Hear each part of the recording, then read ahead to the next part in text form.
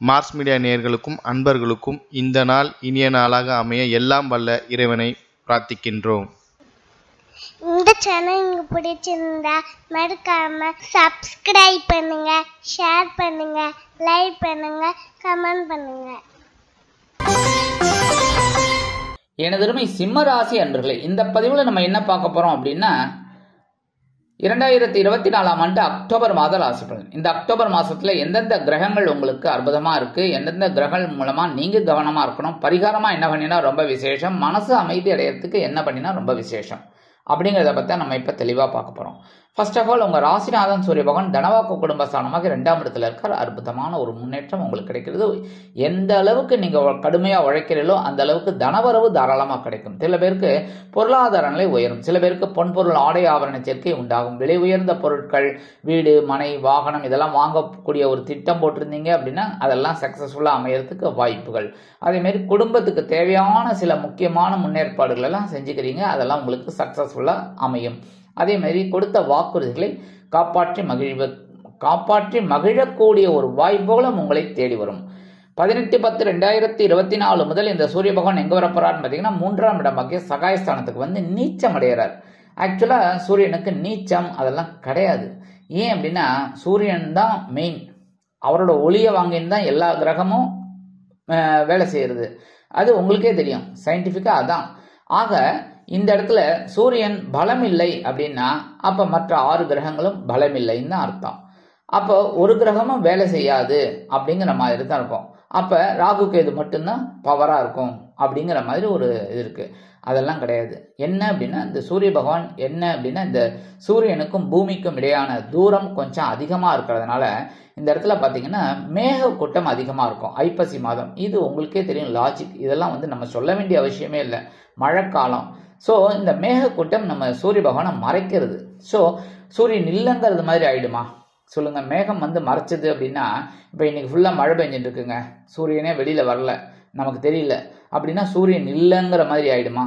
கிடையாதுல்ல. சூரியன் இருக்குல்ல, சூரியனோட வேலை நடந்துட்டு இருக்கு. ஆனா இந்த இடத்துல என்னன்னா மேக கூட்டம் நம்ம அந்த இதை மறைக்கிறதுனால இந்த நீச்சம் அப்படின்னு சொல்றோம். இருந்தாலும் என்ன அப்படின்னா இந்த இடத்துல நம்ம எல்லா விஷயத்துலையும் கவனமா இருக்கணும் அப்படிங்கிறதுக்கு, உடல் ஆரோக்கியத்துல, எடுக்கிற காரியங்கள்ல கண்டிப்பா. ஏன்னா இப்போ உத்தியோகத்துக்கு போறோம், பஸ்ஸை பிடிச்சு போகணும், ட்ரெயினை பிடிச்சு போகணும், மழை கொட்டின்னு இருக்கு. அப்ப நீங்க வேகமா போகக்கூடாது. முடியுமா? வாகனத்திலேயே போங்க. 2 வீலர்ல போனாலும் வேகமா போக முடியுமா? எங்க பள்ளம் இருக்கு, எங்க மேடு இருக்கு யாருக்கு தெரியும்? எங்கேயாவது போய் விழுந்துட்டா அதுக்கு தான் கவனம்.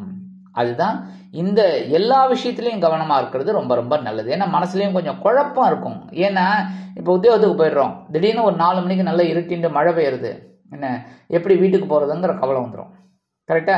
காலையில என்னன்னா மழை பெஞ்சதுன்னா எப்படி ஆபீஸ் போறோங்கிற கவலை, என்ன சாயந்தரம் பாத்தீங்கன்னா எப்படி வீட்டுக்கு போறோங்கிற கவலை. இதுதான்.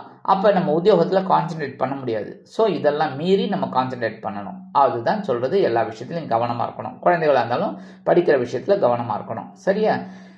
2-11 கூடிய அதிபதி புத பகவான் தனவாக்கு குடும்பஸ்தானமாக 2ஆம் இடத்துல ஆட்சி உச்சம் மூல திரிகோணம். சூப்பர். தனவாக்கு குடும்பஸ்தானத்துல பாத்தீங்கன்னா ஆட்சி உச்சம் மூல திரிகோணம். அதனாலே உங்களுக்கு எல்லா விஷயத்திலும் ஒரு வருமானம் வந்துட்டு இருக்கும், உழைக்கிற உழைப்புக்கு. அதே மாதிரி குடும்பத்துல ஒரு சந்தோஷம் இருக்கும். 6/10/2024 முதல் இந்த புத பகவான் எங்க வரப்போறாருன்னு பாத்தீங்கன்னா 3ஆம் இடமாகிய சகாயஸ்தானத்துக்கு வந்துறார். முயற்சிகள் வெற்றி அடையும். அதனால நீங்க முயற்சிகளை மேற்கொள்ளணும். இந்த நேரத்தில் உடன்பிறப்புகள் அனுகூலமா இருப்பார். அரசியல்வாதிகளுக்கெல்லாம் இது அற்புதமான ஒரு முன்னேற்றம் கண்டிப்பா கிடைக்கும். எல்லா விஷயத்திலுமே ஒரு வெற்றி உங்களுக்கு கிடைக்கிறதுக்கு வாய்ப்புகள் தேடி வரும். அதெல்லாம் மிஸ் பண்ணிடாதீங்க. கல்வி பயில மாணவ மாணவிகள் கல்வியில் அற்புதமாக செயலாற்றுவார்கள். நல்ல மதிப்பெண்கள் வாங்கறதுக்கு நிறைய வாய்ப்புகள் கூடி வரும். அதே மாதிரி விளையாட்டுத்துறையில இருக்கிற குழந்தைகள்லாம் ஒரு பெரிய அச்சீவ் பண்றதுக்கு உண்டான ஒரு வாய்ப்புகள் அவங்களை தேடி வரும். 25/10/2024 முதல் இந்த புத பகவான் எங்க வரப்போறான்னு பாத்தீங்கன்னா சுகஸ்தானமாக்கி 4ஆம் இடத்துக்கு வந்துடுவார். 4ஆம் இடத்துக்கு வரார் அப்படிங்கும் போதே உறவினர்கள் ஆதரவா இருப்பார். வெளியூர் அல்லது வெளிநாட்டு பயணங்கள் உங்களுக்கு சக்சஸ்ஃபுல்லா அமையும். உத்தியோகத்துல நீங்க எதிர்பார்க்கிற அந்த உயர்வுகள், இந்த கடன் உதவிகள் இதெல்லாம் கிடைக்கிறதுக்கு வாய்ப்புகள் இருக்குங்க. தொழில் வியாபாரத்தை ஒரு பெருசா பண்ணணும் அப்படிங்கிற ஒரு எண்ணம் எல்லாம் உங்களுக்கு கண்டிப்பா கிடைக்கும். வெளியூர் அல்லது வெளிநாட்டு பயணங்கள் நல்லபடியா உங்களுக்கு திட்டம் போட்டபடி அற்புதமாக நடைபெறும். உறவினர்கள் கண்டிப்பா ஆதரவா இருப்பாங்க. சில பேருக்கு பொன்பொருள் ஆடை ஆபரண சேர்க்கை உண்டாகும். 3-10 கூடிய அதிபதி சுக்கிர பகவான் 3ஆம் இடத்துல ஆட்சி, சகாய அதிபதி சகாயஸ்தானத்துல ஆட்சி. உடன்பிறப்புகள் அனுகூலமாக இருப்பாங்க. இந்த நேரத்தில் நீங்கள் எடுக்கிற காரியங்கள் எல்லாமே சக்ஸஸ்ஃபுல்லாக இருக்கும்.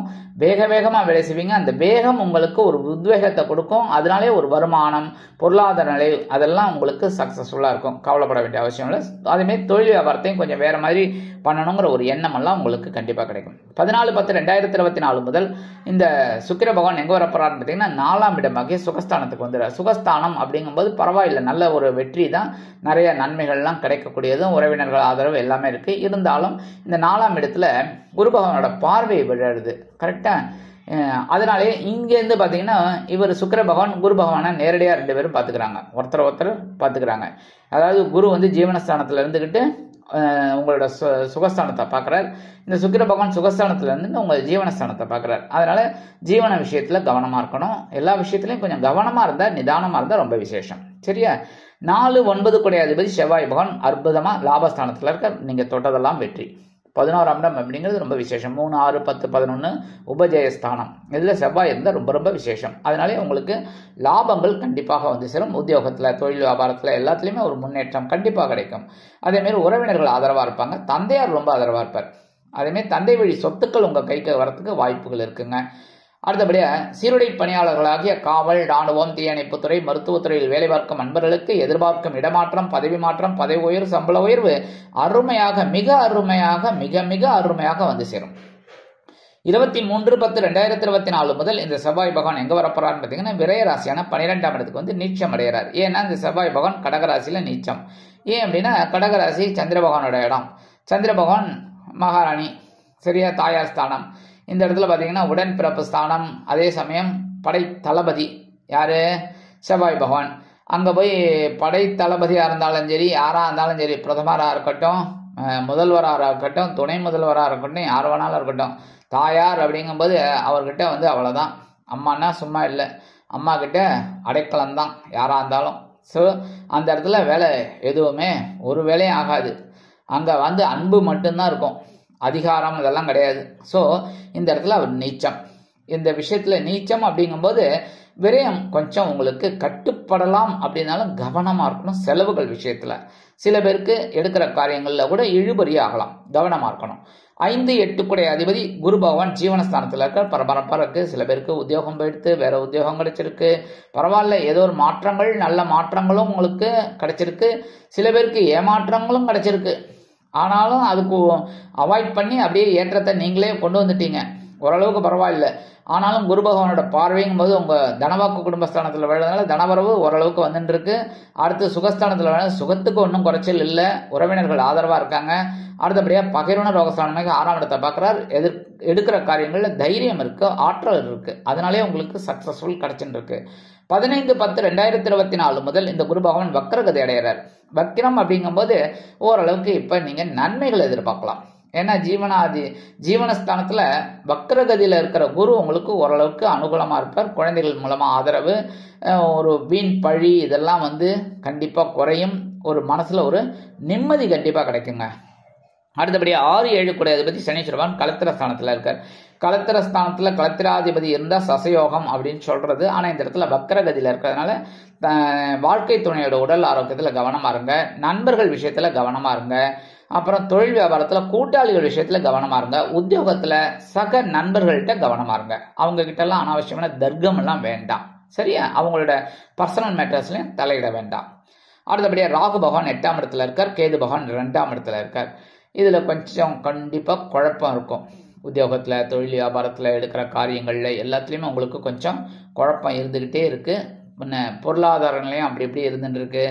ஏதோ நீங்கள் சக்ஸஸ்ஃபுல்லாக கொண்டு வரணுமேங்கிற ஒரு இதில் பாடுபட்டுக்கிட்டு இருக்கீங்க. அதுக்குண்டான ஒரு பலன்கள் உங்களுக்கு இருக்குன்னு இருந்தாலும் கவனமாக இருந்தால் போகிறோம். உடல் ஆரோக்கியத்தில் கவனமாக இருங்க. அதேமாரி வீண் பழி ஏற்படக்கூடும் அப்படிங்கிறதுனால கவனமாக இருக்கணும். சில பேருக்கு ராகு 8ல் இருக்கிறது திடீர் அதிர்ஷ்டத்தையும் கொண்டு வந்து தரத்துக்கு வாய்ப்புகள் இருக்குது, சரியா? மறைவு அப்படிங்கிறதுனால திடீர் அதிர்ஷ்டமும் கிடைக்கிறதுக்கு நிறைய வாய்ப்புகள் இருக்குங்க.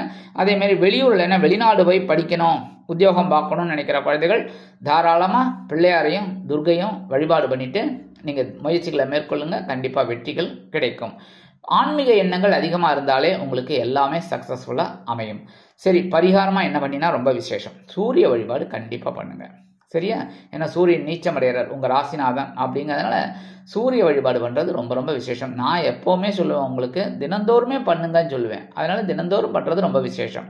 அடுத்தபடியாக புற்றுக்கோயில் போயிட்டு வர்றது ரொம்ப ரொம்ப விசேஷமான பலன்களை கொடுக்கும். செவ்வாய்க்கிழமை, வெள்ளிக்கிழமை, ஞாயிற்றுக்கிழமை நான் ஒவ்வொரு தடவையும் அதான் சொல்லுவேன். என்ன நீங்கள் நல்லா இருக்கணும், உங்களோட பிரச்சனைகள் குறையணும், ஒரு சவாலை சமாளிக்கிற ஒரு ஆற்றல் கிடைக்கணும் அப்படின்னா நான் கண்டிப்பாக சொல்லுவேன். சில பேருக்கு அது மன வருத்தமாக இருக்கும், கோபம் கூட வரலாம், என்ன சுவாமி இப்படி சொல்லிட்டு இருக்காருன்னு. ஆனால் நீங்களாம் நல்லா இருக்கணும், அதுதான் எங்களோட விருப்பம்.